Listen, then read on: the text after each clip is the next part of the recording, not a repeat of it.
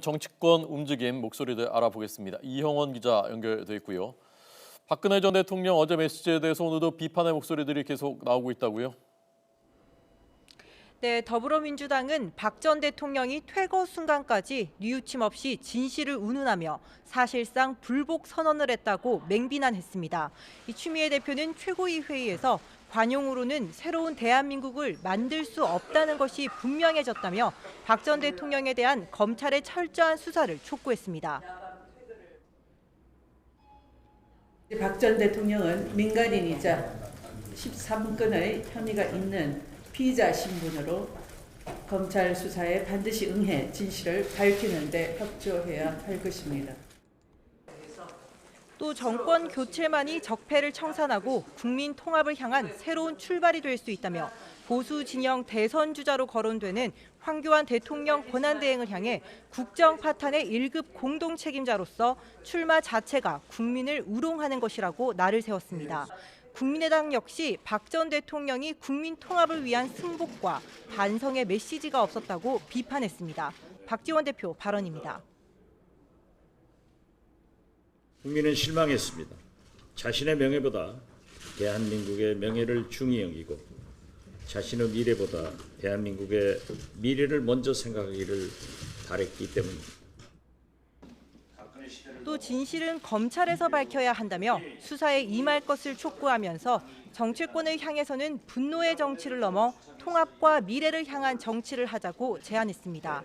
바른정당도 박 전 대통령의 행보에 유감을 표명했습니다. 주호영 원내대표입니다.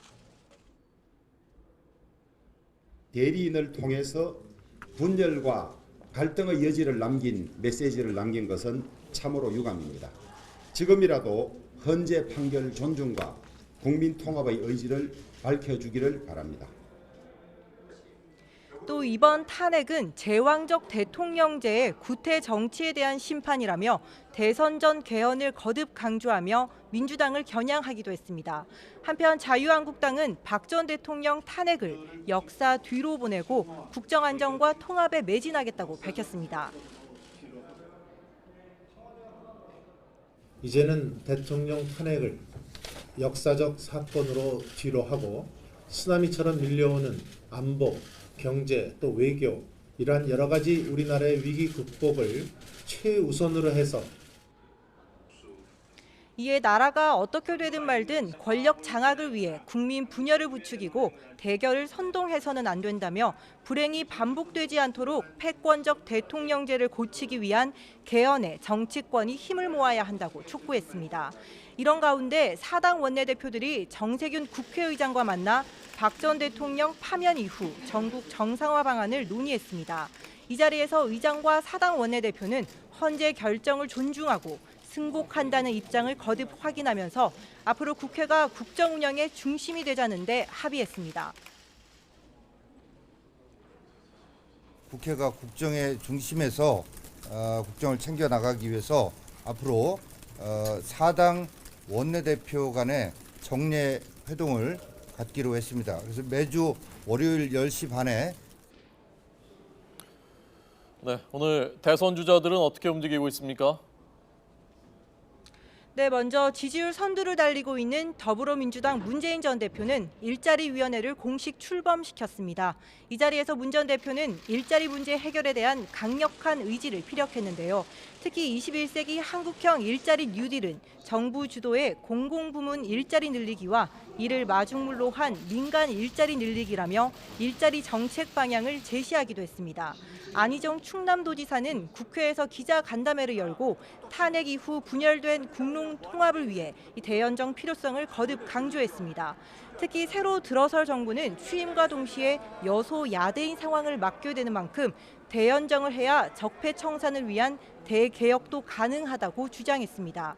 경선 캠프에 공익제보 지원본부를 출범시킨 이재명 성남시장은 기자회견을 열고 박근혜 전 대통령 등 국정농단 세력에 대한 사면 불가 방침을 천명하자며 선청산 후 통합의 원칙을 강조했습니다. 국민의당 안철수 전 대표는 조계종 자승 총무원장을 예방한 데 이어 서울 영등포경찰서를 찾아 경찰관들을 격려했습니다. 손학규 의장은 광주 송정시장 등을 방문해 호남 민심의 지지를 호소했고 정의당 심상정 상임대표는 중앙선거관리위원회에 대선 예비후보 등록을 했습니다. 보수 진영 주자들도 조기 대선 국면에서 통합 행보 등을 이어가고 있습니다. 바른정당 유승민 의원은 기독교 재단이 주최하는 포럼에 참석해 이 종교계가 사회 통합을 위해 역할을 해달라는 메시지를 전달했고 남경필 경기도지사도 같은 행사에서 통합 메시지를 전달한 데 이어 경기도청에서 도정 현안을 챙겼습니다. 자유한국당 주자인 이인재 전 최고위원과 원유철, 안상수 의원은 예비 경선을 마친 뒤에도 추가로 후보 등록을 할 수 있도록 특례 규정을 둔 경선 규칙과 관련해 논의를 했는데요. 이 자리에서 안상수, 원유철 의원은 예외 규정을 없애라고 요구했고 이 전 최고위원은 이 같은 요구와 함께 현장 투표 요구를 받아들이지 않는다면 경선 전면 거부에 나서겠다고 경고했습니다. 이런 가운데 사선 중진 의원인 조경태 의원이 당내에서 6번째로 대선 출마를 선언했습니다. 지금까지 국회에서 YTN 이영원입니다.